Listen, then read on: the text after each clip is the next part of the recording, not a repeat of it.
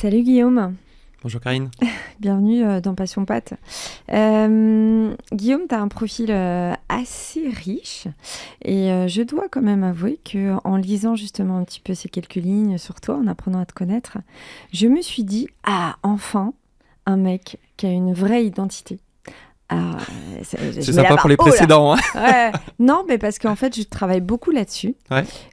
J'en ai reçu plein qui en ont, hommes et femmes d'ailleurs, mais j'en ai reçu plein qui le cherchent. Qui D'accord. la cherchent, qui l'ont pas encore trouvé ou qui sont en pleine mutation. Mhm. Mais toi, j'ai vraiment le sentiment que, en tout cas, à te découvrir, tu as l'air déter. Et c'est sympa, mais là, je te mets un peu de pression parce que ça veut dire qu'il faut pas que tu me déçoives. Non, faut pas que je me loupe. Alors, Guillaume, Lucchini, on doit te la faire tout le Exactement. temps, mais rien à voir avec... Moi, j'aime bien laisser le suspense. Ah. C'est bien comme ça, on s'en souvient. On sait pas si c'est oui ou si c'est non. Ouais. Donc, je laisse le suspense. A priori, vu ton profil, c'est possible. Mais,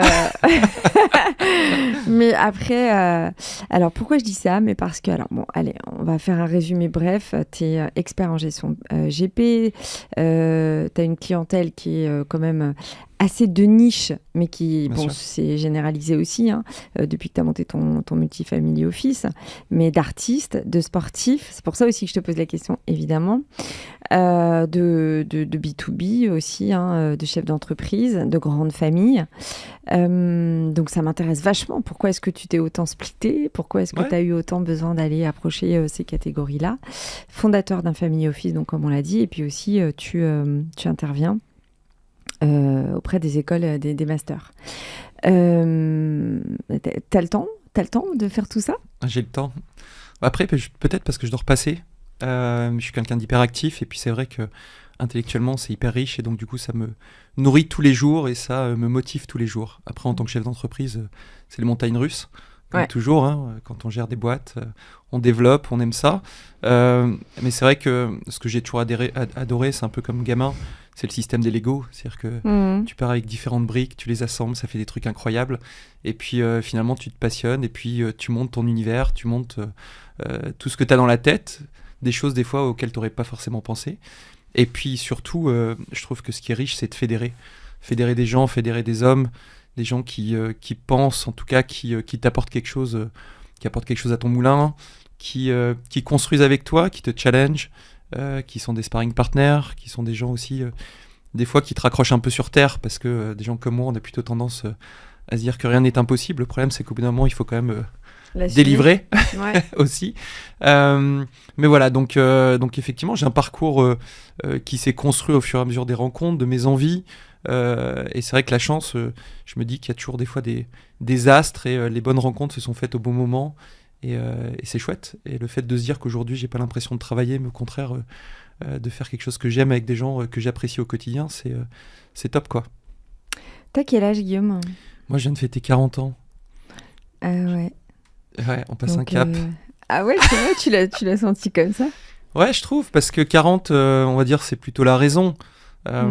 J'ai monté pile poil ma structure il y a 10 ans, donc à l'âge de 30 ans.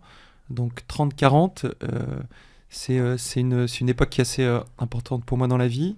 Après, d'un point de vue familial aussi, quand tu as des enfants Bien sûr. qui arrivent dans cette époque-là aussi, c'est des choses qui sont importantes, voire même plus importantes que le reste, mais en tout cas, ça fait partie de l'écosystème. Et c'est vrai que cette période-là, elle est assez dingue parce que je pense qu'un peu comme tout chef d'entreprise, on est toujours porté par le futur. C'est-à-dire que concrètement, on a toujours cette vision de devant, jamais de regarder ce qui est derrière. Mhm. Et c'est vrai que pour la première fois, je pense, cette année, avec un peu de recul, je me suis dit, waouh, on a fait ça. Et puis c'est surtout quand les gens te rencontrent et quand tu leur exposes finalement ce que tu as fait, ils te disent, ah ouais, c'est top, ah vous êtes déjà autant, vous avez ouvert en plus à l'étranger, vous avez fait ça, vous avez fait ça.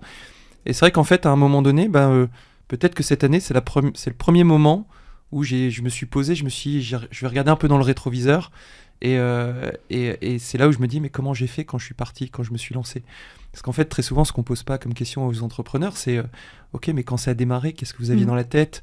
Bah tu vois, ça tombe bien parce que c'est typiquement ce que je fais ici depuis 2 ans. Oh bah top. Et c'est ce qui me brûle les lèvres, si je peux dire ça. Est-ce que... alors déjà, que faisaient ton père et ta mère? Alors, moi, ma mère, elle s'est beaucoup occupée de ses enfants, donc de moi en particulier, et puis de mes deux frères et sœurs. Et elle était dans le milieu médical, donc Ok. infirmière. Donc rien à voir avec le game. Rien à voir du tout. Et mon père était à l'opposé, très ingénieur motoriste dans la marine. Et donc j'ai vécu toujours avec une espèce de pression sociale sur les maths, sur le côté école d'ingénieur, prépa, etc. Et en fait, j'ai pas du tout fait ça. Pourquoi t'as pas fait ça ? Pourquoi j'ai pas fait ça ? Parce que j'ai fait, à l'époque c'était des bacs scientifiques, donc j'ai fait un bac scientifique parce que mon père était un scientifique, parce que très souvent du côté de mon père et de ma mère, il y avait plutôt des profils scientifiques, médicaux, etc.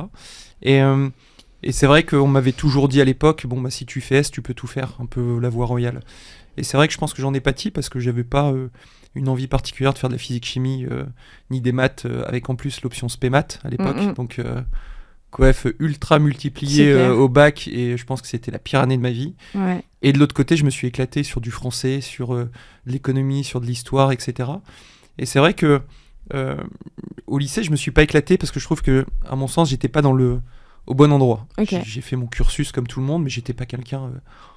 si on regardait les notes ou autres, d'extraordinaire, j'étais, on va dire, dans la moyenne. Et c'est vrai que quand on s'est posé la question... Quand t'as fait tes études... c'est là où il y a eu un déclic. Okay. Il y a eu un déclic parce qu'en fait, j'étais toujours fasciné par le droit, mais le droit au sens plaidoirie, droit pénal, le côté où on peut penser que c'est bien ou que c'est pas bien, mais en tout cas, la question, c'est pas la réponse, c'est comment on le justifie. Et ça me passionnait toujours, ce côté challenge stratégique et autres. Okay. Et c'est vrai que gamin, j'aimais beaucoup les jeux de stratégie. Je sais pas si tu te souviens, Age of Empire, les choses comme ça, les trucs où tu construisais des mondes. Mais est-ce que dans l'environnement où tu étais d'ingénierie ou médical, tu avais déjà la notion d'épargne, la notion d'investir? Ouais. Non, pas du tout. Donc à quel moment tu as commencé à entendre parler de ça? Tu fais partie de cette génération un peu middle entre les deux. Donc pas les milléniums qui ont goûté ça avec le Covid, et pas non plus les vieux de la vieille qui avaient le côté banque privée. Donc du coup, toi, c'est quoi tes premiers contacts avec l'AGP? En fait, ça dépend qu'est-ce qu'on entend quand on parle de gestion de patrimoine d'abord. C'est quoi le socle ? Est-ce que le socle, c'est un socle financier ou au contraire, c'est un socle juridique, fiscal ? Et c'est vrai que moi, je fais peut-être partie des premiers sur ce métier à avoir abordé la gestion patrimoniale sous l'angle vraiment juridique et fiscal. Pourquoi ? Parce que donc, quand j'ai quitté effectivement le lycée, il a fallu que je trouve une voie. Et le droit, je me suis dit, je vais tester. Et c'est vrai que mon premier cours de droit, je m'en souviendrai toute ma vie, c'était un cours de droit constit. Donc le droit constitutionnel, ça mélange histoire, ça mélange plein de choses. Et je me souviens, premier 2 heures de cours, et je me suis dit, waouh, c'est là, je suis au bon endroit. Mais pourquoi tu dis je fais partie un des premiers ? Enfin, c'est fort de dire ça. En fait, quand j'ai fait ma fac de droit, il y avait très peu de master en gestion de patrimoine. Vous étiez, quand on sortait de là, c'était le notariat, avocat fiscaliste, droit de l'immobilier. Mais moi, en tout cas, dans mon cursus, on m'a jamais dit... il y a de la gestion de patrimoine qui mêle pas mal de domaines comme le droit financier, le droit bancaire, l'immobilier, le financement, la philanthropie, etc. Et là, on est en quelle année quand tu passes ton master ? Donc, moi, quand je passe mon master, j'ai dû rentrer à la fac de droit, ça devait être 2000... ça devait être 98, enfin, je sais plus. Enfin, bref, dans ces eaux-là, mais je crois que je sors en 2002, si je dis pas de bêtises, de mes sur master. Et moi, j'ai fait un master en fiscalité en propriété intellectuelle. Donc, en fait, tout mon parcours, je savais pas trop vers quoi je me dirigeais, mais j'avais, on va dire, une passion qui était effectivement la musique, donc ce côté un peu artistique. Et donc, du coup, je m'étais dit, waouh, c'est cool le droit parce qu'on peut... faire du droit. Tu fais de la musique ? Ouais, du piano depuis très longtemps. Et donc du coup, je me suis dit, au moins un métier où je vais essayer d'assimiler finalement une de mes passions avec un cœur d'activité. C'est vrai que le droit de la propriété littéraire artistique, c'est hyper intéressant parce qu'on est là à cette notion de propriété, donc d'asset. Et ça, c'est vrai que c'est le début de mon cursus où j'ai pris conscience de ce que c'était qu'un asset, comment le protéger, comment le développer, comment le maîtriser. Est-ce qu'on peut revenir sur le mot même asset ? Qu'est-ce que ça veut dire ? Asset, c'est une partie de ton patrimoine. C'est un asset financier, immobilier, peu importe. Mais en tout cas, c'est quelque chose que tu peux aujourd'hui déterminer et accompagner, à mon sens. Et c'est vrai que sur la partie propriété littéraire artistique, il y a cette notion de droit immatériel, c'est-à-dire pour quelqu'un qui chante. Droit d'auteur. Voilà, tu sais que je compose, moi. Ah, j'ai vu. et tu sais quoi j'avoue que c'est tellement pas clair, tout ça. Ouais. À part la DAMI, qui de temps en temps m'envoie des mails juste pour que je fasse partie de leur comité de direction. En fait, on a zéro info, quoi. Ouais, c'est une nébuleuse. Et puis c'est vrai que tout est fait. Puis en plus, ces dernières années de la musique, avant il y avait un espèce de canal, vous aviez les labels, les grosses majors, après il y avait les labels indépendants. Et puis d'ailleurs, au début de ma carrière, j'ai beaucoup travaillé avec le monde de la musique aussi. Bah oui, je vois, voilà. J'ai vu, ouais, t'as accompagné beaucoup d'artistes. Ouais, exactement. Et d'ailleurs, c'est ça qui m'intéresse. Comment est-ce que t'es arrivé de je passe mon master, je suis pas du tout dans le métier. Bon, ok, tu joues du piano, mais voilà. Ça, c'est comment t'es arrivé? C'est quoi? C'est une rencontre? C'est de l'opportunisme? Ouais. En fait, quand j'ai fini mon master, donc expérience basique en cabinet d'avocat, j'ai fait mon master à Aix-Marseille. Donc, j'étais pas du tout, en tout cas dans ce monde-là, aujourd'hui dans le sud de la France, quand j'ai fini mes études. Et donc forcément, Paris était the place to be sur ces sujets, propriété littéraire, artistique, droit d'auteur, etc. Et en fait, j'ai postulé à un stage, qui était un stage à l'époque, j'avais été recruté par une boîte qui était franco-anglaise, et qui avait développé finalement ce qu'on appelle l'enveloppe solo électronique. Donc l'enveloppe solo, à l'époque, c'était le procédé qui permettait de matérialiser finalement ta propriété sur quelque chose qui était assez novateur. Et donc à l'époque, c'était déposé à l'INPI, comme les brevets et autres, mais on avait ça aussi sur la partie musique, etc. Si tu voulais protéger ton album pour pas qu'il se fasse pirater, tu le déposais pour justifier l'antériorité. Et j'avais été à l'époque embauché justement pour gérer l'aspect juridique de cette structure, puisqu'à l'époque, l'enveloppe solo, c'était pas dans l'INPI encore. C'était quelque chose qui était en développement de manière électronique. Et à l'époque, l'INPI a essayé de le récupérer. Bref, je me suis retrouvé dans ce genre de situation. Et en fait, cette structure était dirigée par quelqu'un plutôt d'esthète, quelqu'un qui aimait la musique, qui aimait l'art, etc. Et je pense qu'il m'a pris un peu sous son aile. Il a vu ce que j'étais capable de faire, ma réflexion et surtout mon éveil à ce monde-là que je découvrais en venant effectivement de province, entre guillemets. Et, Aix, c'est pas la province, quoi. Oui, mais bon, on n'est pas non plus n'est pas dans le pur Paris, c'est-à-dire qu'il y a quand même une petite distance. Enfin, à l'époque, il y avait encore une distinction. Maintenant, peut-être un peu moins.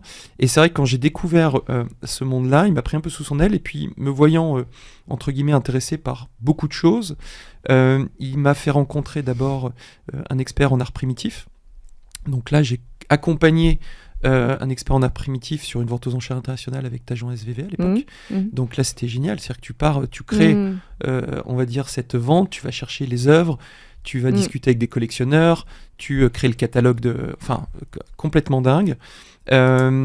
Après cet épisode, je travaille pour différents sujets. Puis à un moment donné, il me fait rencontrer quelqu'un dans son cercle qui est un attaché de presse. Et cet attaché de presse était spécialisé sur l'accompagnement d'une clientèle qui était essentiellement une clientèle tournée autour du théâtre. Donc j'ai pu travailler sur plutôt l'aspect communication cette fois-ci, parce que ça me permettait d'avoir aussi l'envers du décor. Parce que c'est vrai que quand on parle d'accompagnement des artistes, de quoi on parle? Parce que quand on accompagne un artiste, il y a le sujet conseil, juridique, il y a le côté psychologue, il y a le côté papa, il y a le côté maman, enfin voilà, c'est des profils qui sont à part entière. Donc là, tu les accompagnais sur des conseils en investissement? Alors, pas du tout. Là, je les accompagnais vraiment sur de la communication. C'est-à-dire qu'en gros, je m'étais dit, pour connaître parfaitement l'envers du décor, je vais les accompagner sur la communication.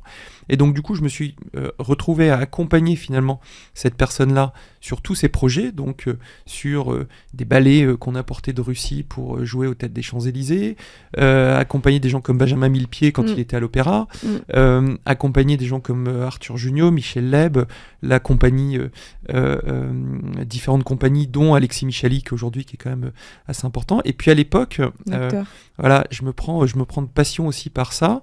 J'ai toujours ma fibre conseil, et je rencontre notamment Jérémy Ferrari, à ce moment-là qui n'existait pas. On se lie d'amitié, et je négocie son premier contrat avec le Théâtre du Temple, jusqu'au moment où il bascule chez Ruquier à l'époque, dans Demande qu'à en rire, et il explose à ce moment-là. Et sur toute cette période, j'ai vécu des moments où ça m'a donné, d'une part, peut-être un relationnel un peu plus important, parce qu'avec ces profils-là, on est vraiment dans le concret, c'est pas juste une relation B2B. Mais c'est fou d'ailleurs que partant de rien, tu aies eu autant de belles collabs, enfin de belles missions, quoi. Ouais, les astres. Après, c'est vrai que ça s'est toujours fait avec du travail, c'est-à-dire que ça s'est jamais arrivé tout seul, mais c'est vrai que il y a un enchaînement qui a fait que c'était plutôt intéressant. Et à ce moment-là, quand je termine cette mission-là, j'ai quand même un écueil, c'est que dans ces métiers, quand vous n'êtes pas dans une case, en fait, à un moment donné, je ne vais pas dire qu'on vous respecte plus, mais en fait, vous n'êtes plus qui vous êtes. Est-ce que vous êtes le copain, la copine, le conseil et autres? Je vois. Voilà, et c'est assez frustrant parce que venant d'une formation juridique et autres très carrée, je me suis dit, mince, à un moment donné, je trouvais plus ma place. Ok. Voilà. Et c'est à ce moment-là où je découvre la gestion de patrimoine. Ok. Par un recrutement, puisqu'à ce moment-là, c'est Primonial qui rachète des structures, et notamment une structure qui s'appelle Sport Invest, qui était dédiée aux sportifs, et venant du monde un peu de l'artiste, du conseil. Est-ce que tu as connu du coup Benjamin Ferroux, rugbyman? Non. Parce qu'il est aussi chez Primonial. C'est vrai? Ok. Non, je ne l'ai pas connu. Alors, en quelle année il était? Parce que moi, j'ai fait un passage éclair. Donc, peut-être après toi. Ouais, parce que moi, j'ai fait le passage éclair 2011-2013. Et puis, c'est à ce moment-là où, effectivement, je découvre la gestion de patrimoine. Mais la gestion de patrimoine, justement, dans un décor qui n'était pas du tout le mien. C'est-à-dire que moi, venant du conseil, je travaillais avec des avocats, avec des experts comptables, avec des notaires, sur des sujets, je ne vais pas dire ultra techniques, mais presque, parce qu'il y avait du droit international, etc. Et on me sollicite, effectivement, pour rejoindre ce métier de conseil que moi, j'abordais avec mes yeux de anciens élèves avocats ou autres qui voyaient effectivement ce prisme-là par les métiers du conseil au sens ordinal, c'est-à-dire quelque chose de très cadré. Et puis j'arrive là, et puis je vois des gens qui me disent « Ah bon, on fait tous le même métier », et quand j'essayais de savoir ce qu'ils faisaient, en fait, on faisait pas le même métier. Et c'est là où je me suis rendu compte, quand je te disais tout à l'heure que j'ai peut-être la vision plus juridique que financière, c'est que la majorité des gens que je rencontrais, ils venaient plutôt de la finance, c'est-à-dire des jobs où il y avait cette notion financière de vente de produits, vraiment tout type, que ce soit de l'immobilier, du financier, de l'assurance vie, peu importe. Et moi, en fait, je parlais jamais produit, parce qu'en fait, pour moi, le produit n'était que la résultante à une structuration, une organisation patrimoniale. Et c'est là où, dans ce groupe-là, qui s'était construit par croissance externe, je me suis rendu compte de deux choses. Que concrètement, il y avait un vrai besoin, parce qu'en fait, je me suis rendu compte que ce métier s'est construit sur un besoin. Et ce besoin, il était né, finalement, d'une certaine déception de beaucoup de clients, de leurs relations bancaires qui s'étaient effritées avec le temps, et puis du fait que le notaire familial était un peu moins le notaire de famille, le banquier de famille, enfin, ces notions, à une certaine époque, où finalement, on confiait à une personne un rôle clé pour accompagner la famille finalement dans des projets patrimoniaux d'organisation et tout. Et c'est là où je me suis dit, waouh, ce métier s'est construit finalement dans le cadre d'un besoin, en répondant à quelque chose qui est lié effectivement à une certaine déception de par on va dire le modèle ordinaire, qui était notamment ce modèle financier bancaire, où chaque banque proposait ses propres produits et puis il n'y avait pas d'architecture ouverte, etc. Et je me suis dit, il y a un marché, il y a une autoroute, parce qu'il va y avoir un besoin de plus en plus important d'accompagnement, mais en même temps j'avais une frustration quand j'étais dans ces entreprises-là. En fait, on retrouvait ce que beaucoup reprochaient aux banques, c'est-à-dire la vente de produits. C'est-à-dire qu'en fait, il n'y avait qu'une approche produit. Et donc, du coup, quand Patrick Petitjean, le fondateur de Primonial, est décédé, que le groupe Primonial a été vendu à des fonds, dont Crédit Mutuel Arkea, à ce moment-là, j'ai quitté Primonial, pour lequel j'étais pas un salarié à l'époque, je faisais une prestation de service pour le compte d'une de leurs structures. Je me suis dit, j'avais 30 ans, j'avais vécu 2 ans dans ce monde-là en découvrant finalement ce qu'il y avait derrière ce terme conseiller en gestion de patrimoine que je connaissais pas. Et je me suis dit, mais il y a un super truc à faire, dans le sens où je voulais répliquer ce que j'avais vécu en cabinet de conseil et vu sous le format ordinal, en le mettant en œuvre justement dans le métier de la conseillère en gestion de patrimoine. Et avec ce spectre de pouvoir d'être vraiment indépendant. Quand je dis indépendant, c'est vraiment indépendant au sens financier du terme et pas que capitalistique, avec cette volonté finalement d'apporter constamment une valeur ajoutée aux clients, et sachant qu'avec le parcours et ce qui s'est passé depuis 2014, chaque euro que j'ai gagné, je l'ai réinvesti dans mon entreprise. Parce qu'effectivement, c'est peut-être là où je suis peut-être un entrepreneur, là où beaucoup, en tant qu'indépendants, ils sont plus des professions libérales. Et c'est vrai que dans nos métiers, c'est des choses différentes. On peut être tous indépendants, mais la question, c'est est-ce qu'on est indépendant au sens libéral ou indépendant au sens entrepreneur. Et c'est vrai que sur cette notion d'entrepreneuriat, je me suis dit, comme un Lego, si je veux accompagner au maximum le client, il faut que j'ai des compétences.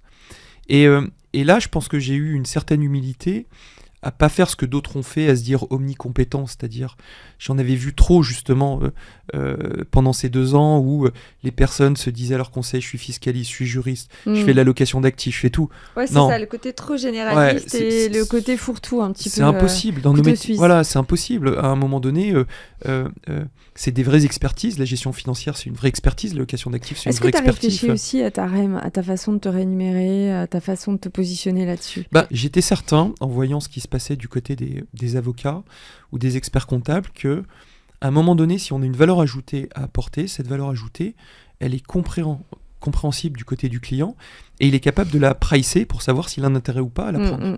Comme dans tout métier, c'est-à-dire qu'à partir du moment où on a une valeur ajoutée, donc on peut ça veut le faire. dire quoi? Tu t'es dit Je me suis dit que j'ai pas de sujet. En fait, les sujets de rémunération que tout le monde mentionnait, c'est-à-dire non, le marché ne fonctionne qu'avec les rétros, le client quand on lui demande de payer, il paye pas. De vous à moi, c'est des conneries. La question, c'est pas ça.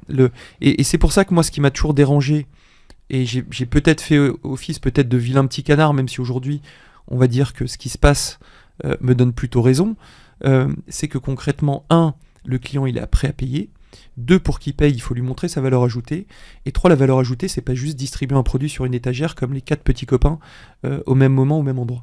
Et ça, c'est la réalité du marché. Et c'est ce qui fait peur notamment à ce marché, parce que ce marché s'est construit sur cette notion de distribution, sur lequel le client n'a pas forcément connaissance des prix, des coûts et autres, et surtout pas en capacité de le mettre en exergue avec l'intérêt. Et puis surtout, moi ce que j'ai découvert, c'est un conflit d'intérêt énorme. Ouais. C'est-à-dire qu'à un moment donné, et là encore, moi ça me fait marrer parce que on est dans des boucles d'emails d'assureurs ou autres.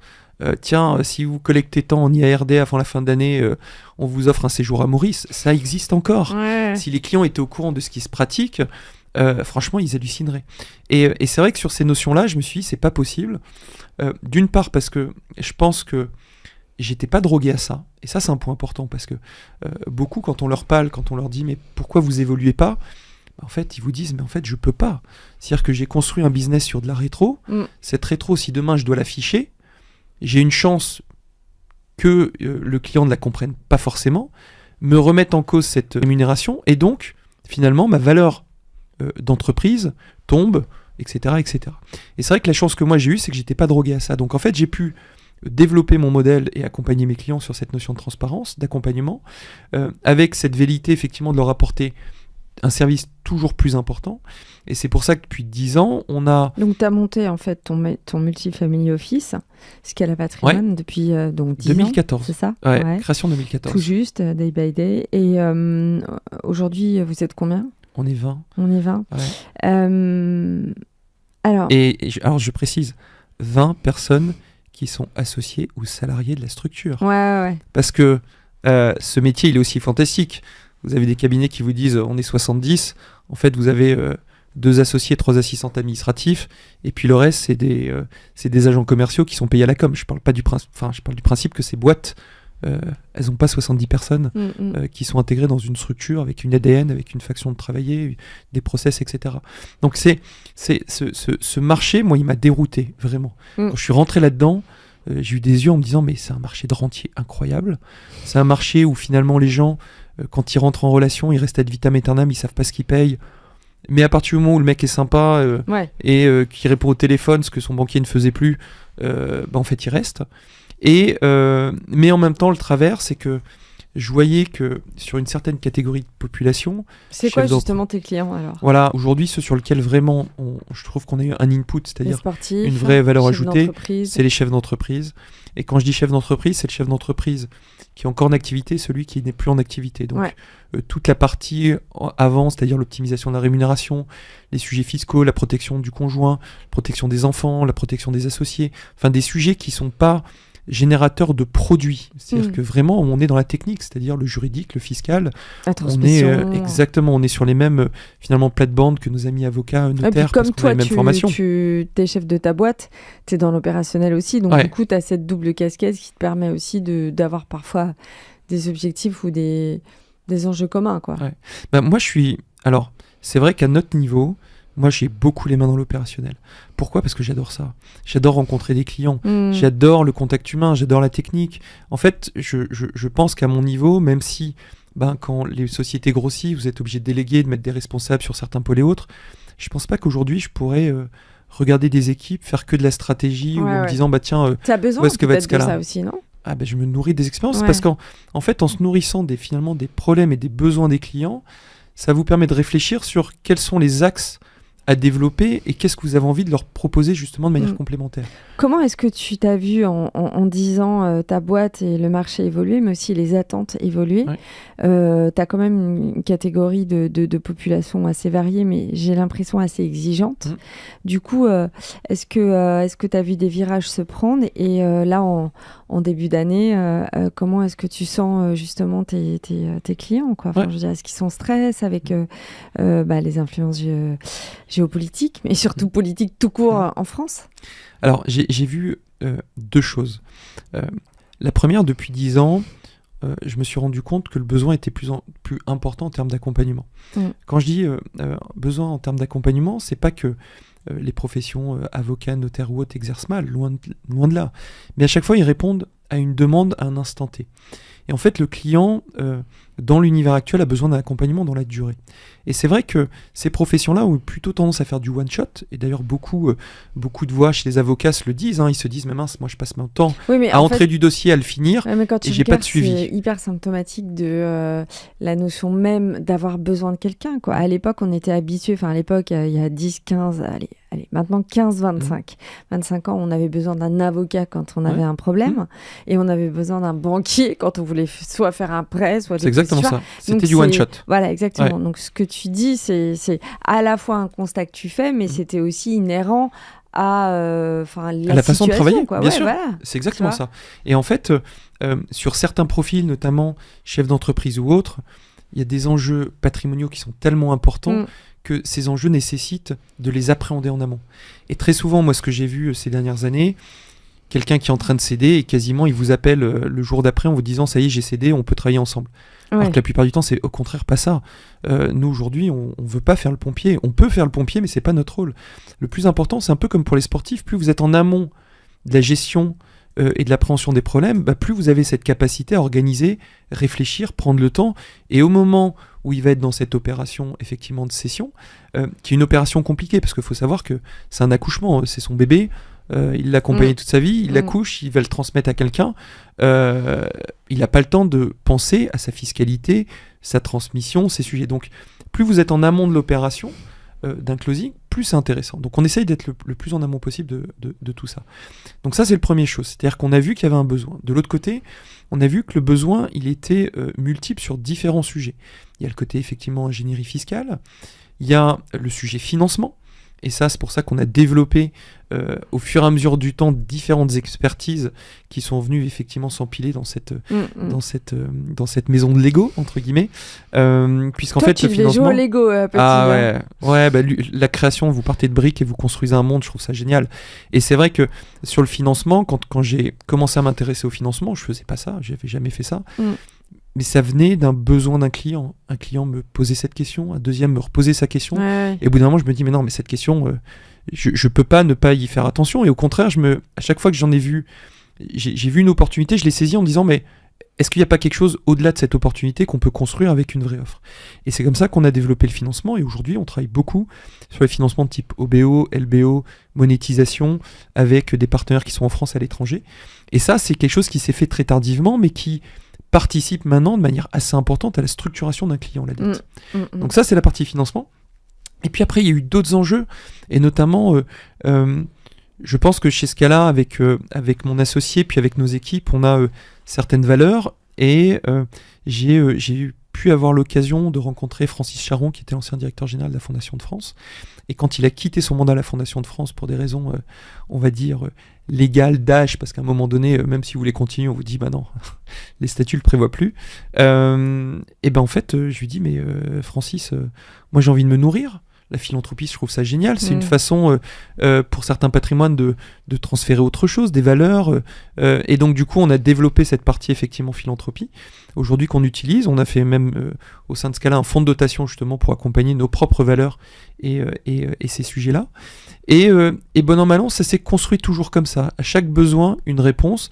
Et cette réponse, si on était capable d'en voir une opportunité pour d'autres clients, on essayait de la structurer, de recruter des personnes spécialisées dans ces domaines pour apporter justement des compétences toujours plus importantes. Et là, par exemple, le dernier pôle qu'on a développé il y a 3 ans, c'est le pôle immobilier. Jusqu'à présent, j'ai toujours été réticent quand je voyais l'immobilier dans la gestion de patrimoine. Ça m'a fait toujours peur parce que moi, je prenais un tableur Excel, je regardais les coûts, combien on vendait, ce qui est récupéré, et je me disais, mais la défisque, mais c'est un leurre monumental pour les clients. Donc, j'en ai jamais fait. à part peut-être 2 opérations pour moi à titre perso, parce que elles étaient situées à Aix-en-Provence, je connaissais l'endroit et j'ai pas eu de sujet là-dessus, mais la plupart du temps, à chaque fois qu'on voyait un BP, on se disait mais c'est pas possible, qui achète ça? Et en fait, avec le temps, j'ai compris que ceux qui achetaient, en fait, ils achetaient pas de l'immobilier, ils achetaient un produit de défi, ce qui 10 ans après, ils s'en mordaient les doigts. Et à cette époque-là, depuis quelques années, j'avais toujours eu des clients, et en plus, moi, challengé par cette volonté de faire du sur-mesure, qui me disaient, mais vous savez, Guillaume, nous, on n'a pas le temps, mais la défisque et tout ça, on veut pas. Nous, ce qu'on veut, c'est du patrimonial, c'est une valeur refuge, et notamment cette notion de pied-à-terre à Paris pour les enfants. Tu sais, dans l'idéal, on a toujours eu ça, de se dire moi j'aimerais bien avoir un ou 2 petits appartements, j'ai 2 enfants. Mais tu sais qu'il n'y a pas besoin d'habiter à Aix pour penser ça. Hein. Parce que moi j'habite en banlieue parisienne, et pour moi c'est le Graal aussi d'avoir un appart dans Paris. Donc tu vois, en fait, c'est vraiment un prisme. Mais c'est hyper exactement, c'est hyper partagé. Et en fait, pour ça, il y a 3 ans, je me suis dit, ok, si je regarde ce que propose aujourd'hui la gestion de patrimoine, ils proposent pas ça. Pourquoi ? Parce que les réseaux de distribution font que si tout le monde doit manger, tu peux pas investir à Paris, tu es obligé d'aller chercher une ville plutôt de 2e ou 3e couronne. Et là, à ce moment-là, j'ai eu la chance de discuter avec Marc, qui était un ami et qui était en train de se poser des questions d'un point de vue personnel sur ce vers quoi il voulait tendre d'un point de vue professionnel, c'est-à-dire qu'il venait du monde de l'hôtellerie, effectivement, et des services. Et j'ai dit à Marc, il y a 3 ans, écoute, voilà, je sais que tu adores l'immobilier, t'as fait de l'hôtellerie et autres. Voilà, moi j'ai une lubie, c'est que j'aimerais bien proposer aux clients de les accompagner sur de la recherche de petits appartements dans Paris, les accompagner dans les travaux et dans la gestion locative. Pourquoi ? Parce que tous les clients que j'avais rencontrés, ils me racontaient tous la même anecdote. Vous retrouvez un dîner entre copains, puis là il y en a un qui vous dit « Ah, moi j'ai mon petit pied-à-terre, c'est génial ». Puis les autres, ils se regardent en disant « Putain, merde, on n'a toujours rien fait, on n'a pas le temps de s'en occuper ». Le soir, madame et monsieur sont sur ce logis en disant « Bah ok, nous on va faire pareil, c'est simple ». On regarde une annonce, 2 annonces, en fait on n'y arrive pas, on fait 3 visites, on se rend compte qu'on a pris ça sur notre temps de travail, que ça nous saoule, que de l'autre côté on ne sait pas comment faire pour les travaux, qui va s'en occuper, on a déjà les enfants à gérer, le week-end, les trucs et tout. Bon, au final on fait pas. Et en fait je me suis dit mais c'est génial parce qu'en fait ces gens-là ont vraiment besoin de nous. Et on a développé ce service-là pour nos clients, et c'est quelque chose qui marche très fort, et d'autant plus pour des sportifs de haut niveau, parce que le sportif de haut niveau, ils ont besoin de valeur refuge, c'est-à-dire de quelque chose qui est plutôt assez sécurisant, des projections de revenus en termes de reconversion qui doivent être assez sécures, et c'est là où l'immobilier dans Paris, aujourd'hui, il n'y a pas mieux. Quand on regarde encore les chiffres, quand on vous annonce que les mises en location sont à moins 60%, pourquoi ? Parce que avec leur lubie de rénovation énergétique, les propriétaires ils vendent plutôt qu'ils mettent en location. De l'autre côté, on ne construit pas dans Paris parce que c'est tout l'intérêt de garder une ville un peu musée, et c'est ce que veut aujourd'hui plutôt la mairie, avec cette volonté d'exclure les voitures et tout. Donc pour quelqu'un qui veut faire un investissement aujourd'hui, qu'il habite Paris, pas Paris, qu'il soit en France ou à l'étranger, pied-à-terre à Paris, je pense qu'il n'y a pas mieux. Et donc voilà, ça c'est un exemple encore d'une pierre qu'on a développée aujourd'hui pour nos clients, et qui nous permettent là encore de continuer à faire du sur-mesure. Mais pour toi, c'est un bon investissement que d'investir dans un pied-à-terre à Paris, mais est-ce que là-dessus, est-ce que tu as un prix moyen où ça commence à être rentable, une superficie parce qu'à mon avis, c'est un peu à double tranchant, quoi. Donc, c'est quoi pour toi le meilleur deal qu'on peut faire, en fait ? En fait, il faut savoir que... La mise de départ et la renta. Quand on regarde ça avec des chiffres, on se rend compte que jusqu'à présent, beaucoup de gens ont vendu la rentabilité au sens cash flow. La renta, c'est du cash flow, c'est-à-dire combien tu mets, combien tu reçois, et surtout, est-ce que ta dette est autofinancée ? Ça, c'est tout ce qui s'est vendu en investissement locatif, c'est... toutes les pseudo-formations YouTube avec des influenceurs qui sont dans des lambeaux et qui vous disent faites fortune, vous gagnez 2000 € par mois en tant que salarié, créez-vous un patrimoine d'1 million d'euros autofinancé, bullshit. Mais bon, ça fait vendre, voilà. Qu'est-ce qu'il faut faire alors ? Et en fait, nous, on a étudié aujourd'hui le marché, et c'est vrai que quand on regarde, il y a 2 prismes. Soit les gens vont chercher de la renta pour effectivement ne pas avoir d'argent à sortir, mais très souvent cette renta, quand on la regarde de manière globale, en regardant notamment le prix de l'immobilier, on se rend compte qu'il y a plein de villes, vous pouvez avoir du 7-8%, ouais, très bien, mais quand le marché de l'immobilier depuis 15 ans, il a fait 0, il a été stable, en fait on se rend compte que Paris, même à 3% de rentabilité, avec l'évolution du prix de la pierre dans Paris, ça te ramène rien, quoi. Ça rapporte 10 fois plus que cet appartement qui est à Reims ou ailleurs. Et en fait, la question qu'il faut toujours se poser, c'est quelle est ma finalité, quel est mon objectif. Quand on gère, nous, des patrimoines, il y a le côté rendement, mais il y a aussi le côté refuge. C'est-à-dire, tout n'est pas exposé au risque. Donc, notre métier à nous, c'est d'assurer une certaine diversification. Et puis surtout, c'est d'essayer de répondre à des besoins familiaux et patrimoniaux à un moment donné. Si demain, j'ai besoin de liquidité, est-ce qu'un appartement à Reims, c'est facilement liquide, ou est-ce qu'un appartement à Paris, c'est facilement liquide? Quelle est aujourd'hui ma pression sur les loyers? Ce qui est fou, c'est que tu t'es orienté vers de l'IMO, alors que rien dans ton parcours d'avant te conduisait à ça. Tu vois, j'ai reçu pas mal de mecs et de nanas qui, en fait, ont très vite investi dans une petite chambre de bonne très jeune, qui avaient une éducation financière qui venait de leurs parents avec une histoire familiale dense. Et pour eux, l'IMO, c'était vraiment quelque chose de l'ordre de tangible, mais aussi de, tu vois, tu parlais d'astre, donc j'ai le sentiment que tu es quand même très connecté à l'univers, enfin en tout cas à quelque chose d'un peu ésotérique, et donc très ancré. Mais rien dans ton parcours ne t'amenait à ça. En fait, non, mais c'est parce que c'est la découverte, c'est ça qui m'excite. Enfin, quand vous avez... Mais peut-être que je suis comme ça, si on me parle de quelque chose que je connais pas, j'ai envie de regarder, mais je vais pas juste regarder une définition. Je vais peut-être aller au-delà de la définition, je vais peut-être m'inspirer du projet, regarder quels peuvent être les impacts, regarder les besoins.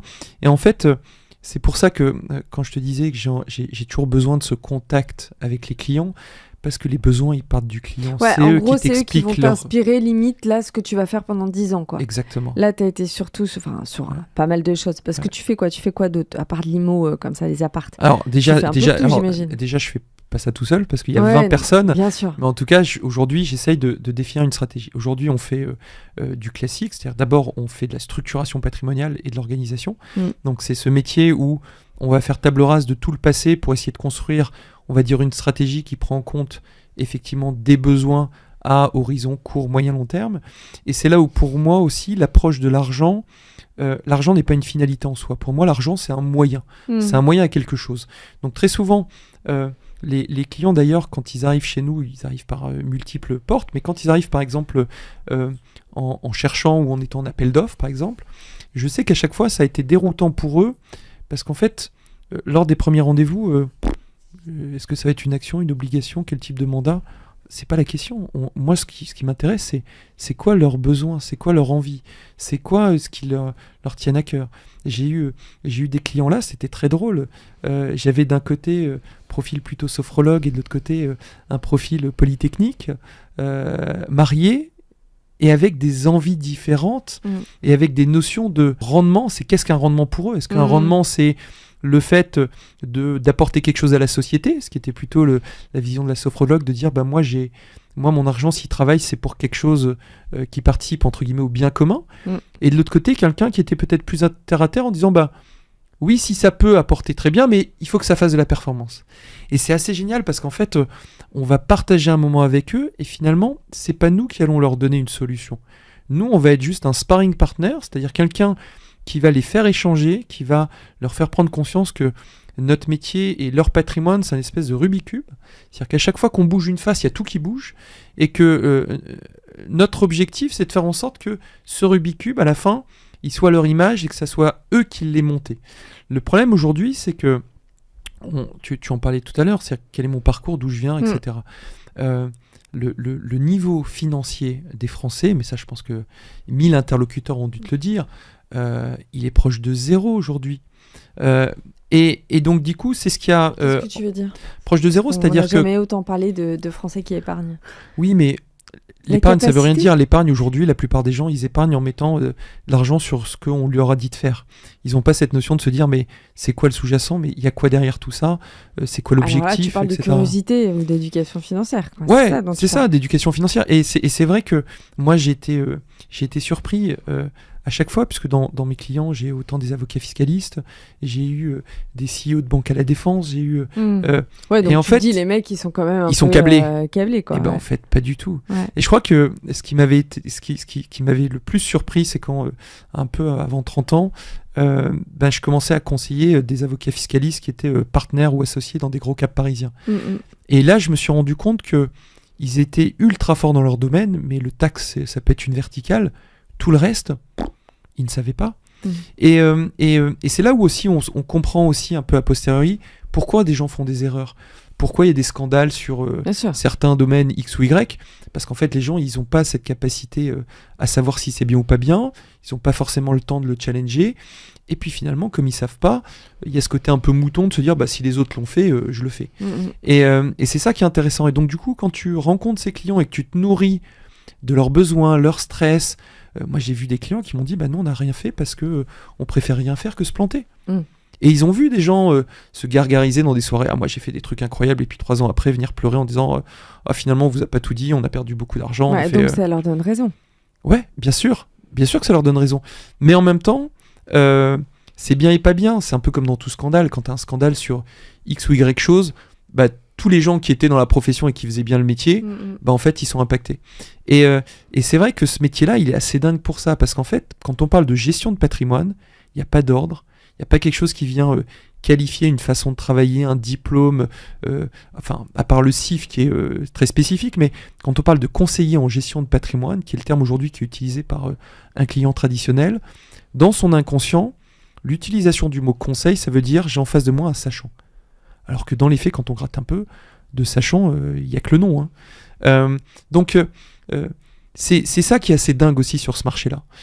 C'est que concrètement, on a d'une part des besoins, de l'autre côté, des structures qui ne font pas du tout les mêmes métiers et qui peuvent porter à un moment donné le même nom, et une nécessité aujourd'hui à mettre quand même, et d'autant plus on le voit à l'heure actuelle, je pense que ce qui se passe en ce moment, sur cette fin d'année, côté gouvernement, en fait, quand tu sais pas où est-ce que tu vas aller avec une loi de finances, c'est pas le produit que tu regardes, c'est comment tu vas structurer, c'est quoi ta forme juridique, c'est quoi ton impact financier, comment va être calculé ton IFI demain, etc. etc.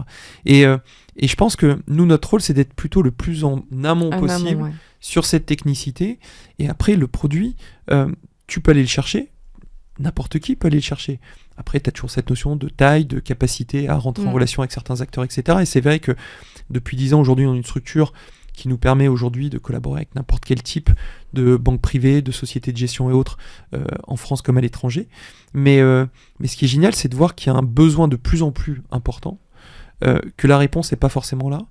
Et le problème aussi à un moment donné dans ce métier, c'est qu'à partir du moment où le métier est assimilé à une forme de distribution de produits, il est arrivé ces dernières années le sujet de la tarification.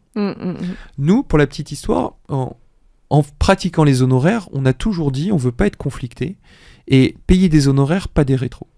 Et maintenant, on arrive à avoir des discours où des gens font leur beurre juste en parlant de la tarification. Et nous, on se l'est toujours exclu. C'est-à-dire que la question, c'est pas est-ce qu'il vaut mieux avoir un ETF ou une gestion qualitative avec un gestionnaire et autres. La question, c'est est-ce que ça correspond à vos besoins ? Et aujourd'hui, il y a un amalgame de tout ça. Il y a des gens qui font leur beurre en tapant sur des gestionnaires à la gestion qualitative en disant « Mais attendez, c'est nul, si vous venez chez moi, moi qui suis tout seul dans mon petit bureau, qui fait des posts LinkedIn, je vous vends un mandat ETF, je suis le roi du pétrole. » Oui, mais le mandat ETF, de toi à moi, le client, il peut aller sur Bourseau, prendre un MSCI World. Il n'a pas besoin aujourd'hui d'un conseil. Donc en fait, je trouve que ces dernières années, et quand tu me parlais de qu'est-ce que tu as vu ces dernières années, j'ai vu 2 choses. Un, ce besoin croissant d'accompagnement, et 2, une réponse à ce besoin qui ne s'est pas fait sur des entités qui sont dopées d'un point de vue juridique, fiscal, patrimonial, pour vraiment accompagner le client à 360, mais qui ont plutôt une réponse qui était ok, si on commence à ouvrir le capot, on va dire, du produit financier, à parler de rémunération, il va falloir qu'on se positionne. Donc si on se positionne, ok, qu'est-ce qu'on vend maintenant ? Et là maintenant, vous avez des gens qui se prennent des rétrocommissions plus importantes qu'un CGP sur un OPCVM en vendant un mandat ETF. Enfin, ça devient dingos. Et c'est vrai que pour moi, c'est une vraie problématique aujourd'hui, ces sujets. Cette évolution justement des attentes, tu vois, et on va s'arrêter là-dessus parce que c'est déjà la fin. Cette évolution des attentes, pour moi, je l'ai aussi vue où je la compare à une évolution aussi générationnelle. La génération de nos parents, en fait, sortait d'après-guerre et en fait, ça a été les premiers à aller déposer leur argent dans leur banque et non plus comme leurs parents sous les matelas, tu vois.